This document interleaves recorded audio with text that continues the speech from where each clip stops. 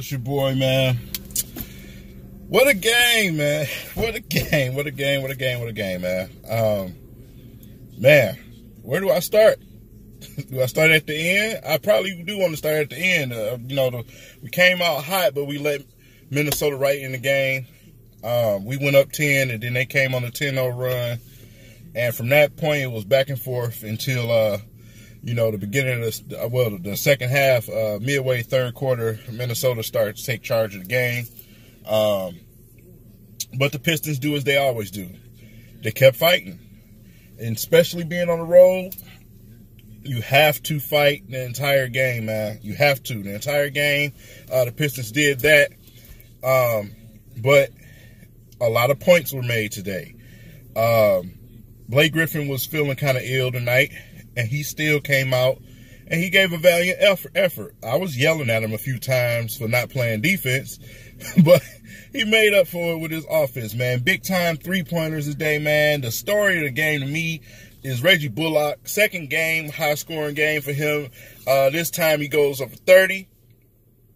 I mean, man, if he starts to produce like that consistently and turn back into that cheat code we had last year that was top 3 in the three-point percentage in the league, man, we got a problem. I had just seen a guy on Twitter say, oh, man, the Pistons need some wing shooting and, this and that, man. Next thing you know, threes started dropping left and right, bro.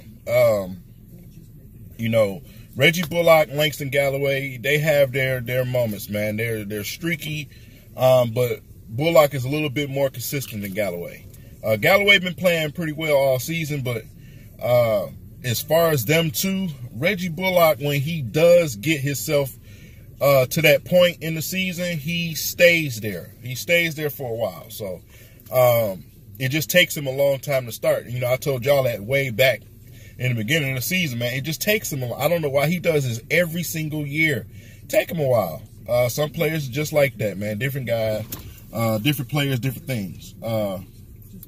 With that being said, Andre Drummond, big time tip in, to send the game into overtime. We really had that game won, but, Blake got the rebound, and, when they swiped at the ball, he kind of panicked and tried to throw it to Bruce Brown, and it ended up being a bad pass. And Covington was able to hit that three in the corner. So,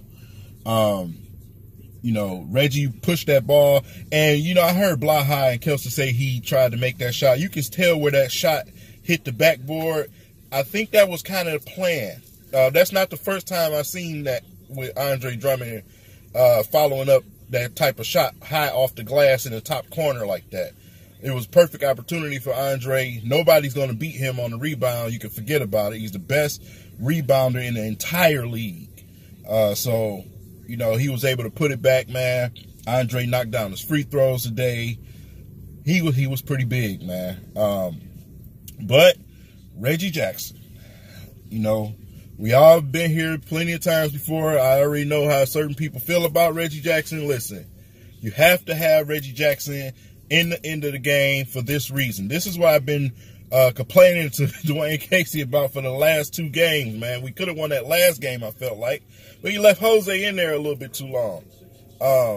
With that being said, Reggie Jackson may be a lot of things, but at the end of the game, in the fourth quarter and overtime, when it's winning time, Reggie is a threat, flat out.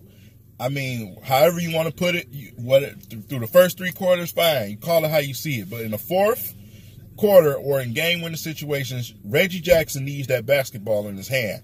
And they finally did that today, and guess what? It paid off. Reggie was able to get baskets. He was able to draw fouls. He was able to knock down a few free throws. Listen, have to get that man the ball in this type of situation. But, yeah, the Pistons pull out a big-time victory. You want to start out on the road when you on a short road trip. You want to start out with a win because that momentum can carry. We may suffer next game because we had to play overtime and they had to play so hard.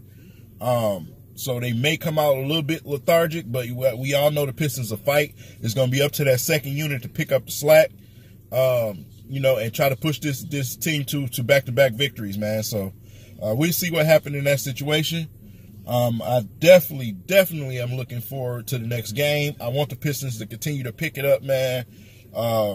Before you know it, man, we'll be through January and we'll be in February looking for All-Star break. So, you know, the Pistons, it's time for them to go ahead and pick it up a little bit.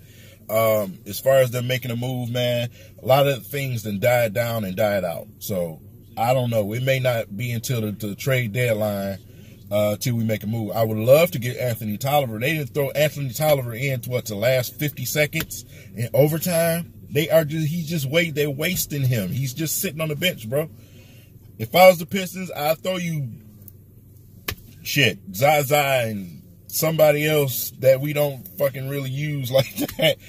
And I will go get Anthony Tolliver. I'm not even going to lie to you, man. I'll take Anthony Tolliver right now because he's going to give you effort on defense, but he's going to knock down shots, especially open shots. So we all seen Anthony Tolliver, how big time he's been before for us. I would definitely take him. So that being said, man, it was good to watch Derrick Rose out there. Man, it's taking me back for real. You know, 5-6 years ago, man. You're talking about one of the biggest Derrick Rose fans, man. I used to hate it when he played my Pistons. But, man, big-time Derrick Rose fan. Always good to see him play and play well. So, you know, with that being said, that's all I got for y'all, man. I hope y'all enjoy y'all night, man. Everybody be careful out there. Be blessed. I'll catch up with y'all later.